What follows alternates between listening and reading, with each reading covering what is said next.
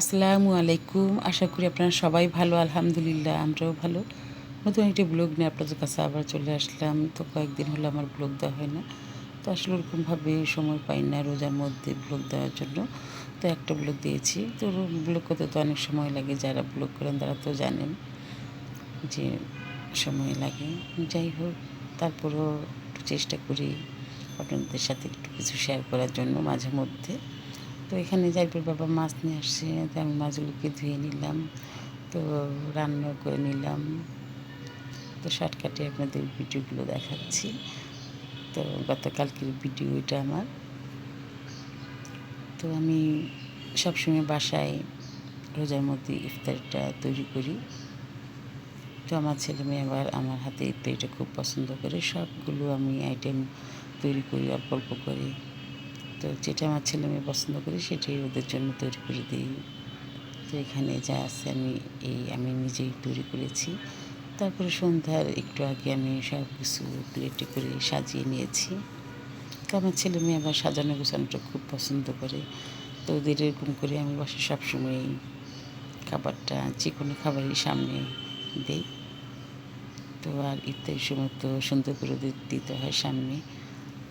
তো খাওয়া দাওয়াটা বড় কথা না, সামনে সুন্দর করে যে কোনো অল্প জিনিস হলে সাজিয়ে দিলে সুন্দর লাগে। তো এখানে আমি কী খাবারগুলি তৈরি করলাম ইফতারির জন্য। ভাজা টাজাই বেশি তৈরি করা হয় আমার বাসায়।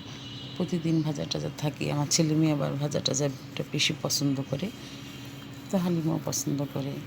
তো আমি সবসময় আমার বাসায় টেবিলে ইফতারি করা হয় না, বেশিরভাগ খাটেই ইফতারি করা হয় রোজার মধ্যে। তো আমার ছেলে মেয়ে, তো জাইফের বাবা প্লেট, আমার প্লেট সবার সাজিয়ে নিয়েছি। তো আমি সবসময় খাটের মধ্যে ইফতারি করি রোজার মধ্যে। তো আমার ছেলে মেয়ে আবার টেবিলে বসতে চায় না বলে একসাথে খাটের মধ্যে করবে। যাই হোক, সবাই ইফতারি করলাম। এর মধ্যে আজান দিয়ে দিয়েছি। তো আমিও করলাম। তো আমার 2 ছেলে মেয়ে এখানে আছে আলহামদুলিল্লাহ। তো ফ্যামিলির সবাই একসাথে ইফতারি করাটা একটা আনন্দ। যাই হোক, তারপরে আমরা সবসময় মুড়ি ভর্তা খাই ইফতারির পরে। তারপরে নামাজ পড়ার পরে হালিম খেলাম। তো হালিমটাও আমি নিজে রান্না করি। পুরিটা আমি নিজে তৈরি করেছি। তো যে হালিমের জন্য পেঁয়াজ, মরিচ, লেবু, কাঁচামরিচ, ধনেপাতা সব কিছু রেডি। তো এই তো আলহামদুলিল্লাহ গতকালকে আমি ইফতারিগুলো তৈরি করলাম। তো হালিমটাও সুন্দর করে সাজিয়ে নিয়েছি। এখন ছেলে মেয়ে যে পছন্দ করে, আমি যাই করি আমার ছেলে মেয়ের জন্যই করি। তো জাইফের বাবার জন্যও করি। তো এখানে রাতের খাবারও রান্না করে নিয়েছি দুপুরে। তো আপনাদের সাথে একটু শেয়ার করলাম। সবাই আপনারা ভালো থাকবেন। তো আমাদের জন্য দোয়া করবেন।